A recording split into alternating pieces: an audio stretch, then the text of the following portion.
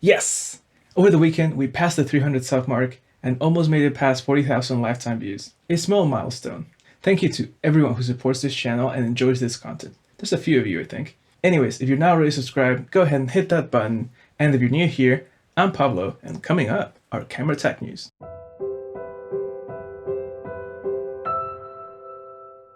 And we start off with some exciting news that just barely didn't make it to the last episode. The announcement of a new 4K Alexa large format camera, Alexa LF for short. It can deliver up to 4.5K content using the entire sensor. And it can even record at 90 frames per second in the same ratio or at 16:9. In Arri RAW codec, that is. It can also do 190 frames per second in 2.39:1 ratio. The new sensor isn't really new. Instead, it's two stitched ALEV3 sensors that result in a 36x25mm area. Footage looks extraordinaire. Man, those colors are so Alexa. And of course, the new sensor size means we need new lenses, and a new lens mount actually. LPL they're calling it. And they've also announced a plethora of new primes to be released this year. This year? Don't quote me on that. Anyway, this is all very cool, but $96,000 just for the body? Let's move on. Onto its competitor, actually, the Sony Bendis. If you're not familiar with the 6K 36mm Cine camera that is set to launch in February 2018, so soon, I guess, Sony has confirmed some last-minute upgrades to this camera, adding a dual native-based ISO of 500 and 2500, and a new 8-step ND filter. It uses two servos to achieve this. And if you're not aware, the new camera will also come with a revamped color science that favors skin tones and highlights. It will be interesting to see how all these new high-end cameras perform. Sony being the underdog with a not-so-final price of $43,000, or, half the other ones. So, not bad, I guess. And speaking of top-of-the-line cinema cameras, your phone. Well, not yours specifically, smartphones. A new standard for NAND chips promises to double the speed while maintaining high efficiency. As Deep Review has pointed out, this could open the gates for 8K recording in the future, probably in the next generation phones. Of course, there will also have to be support from its processor to be able to encode 8K video. Although I'm sure someone will do it, just to have it on a spec sheet, even if it looks like shit.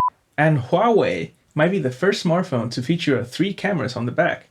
There's very little information on how this would work, but it's said to feature a 5x optical/digital hybrid zoom and have a total resolution of 40 megapixels. I'm pretty skeptical about this, but hey, apparently the camera was co-developed by Leica. 3 Leicas in one? This thing must cost as much as the Alexa we just featured. Get it? Because Leica is... You get it.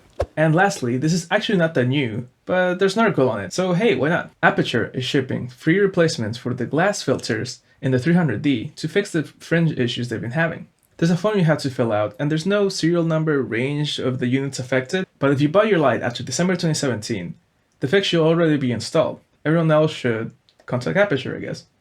Casino Japan confirmed the new Voiglander 35mm f1.4 to be shipped February 15 in Japan. There's no information about other markets. That's actually the whole article. Also, that's kitchen in Spanish. And Meike announced 3 new APS-C E-mount lenses and Fuji X lenses, a 15mm 1.7 and a 25 f2 with a cine version of the same. Kino Flo has 2 new lights that resemble the 4x2 fluorescent tube fixtures, and also LD tubes for legacy support. Hawkwoods has the new Mini B lockbound batteries that are 50% smaller and some other amount lighter. And with this clunky adapter, you can use 2 of them on the regular B-mount plate, neglecting all space savings. You do get hot swap support though. And there's a bunch of rumors coming up. The DJI Mavic Pro 2 might be announced in March. It features a 1-inch sensor and a 35-minute flight time. That is impressive, if true. Samsung might be returning to the APS-C market with a 30 megapixel camera driven by their Exynos 9810 sensor. If true, this could give us up to 120 frames per second in 4K. But it's just a rumor, so salt all over this. The Canon EOS M50 might be announced this month.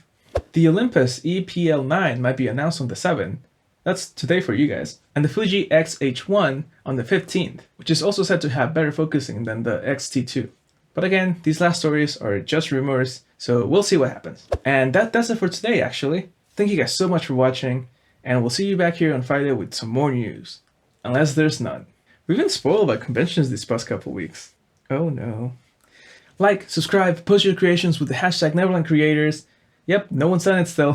Thank you again for 300 subs. And let's see if we can make it to 500 by, let's say, May? I don't know. Let's try it.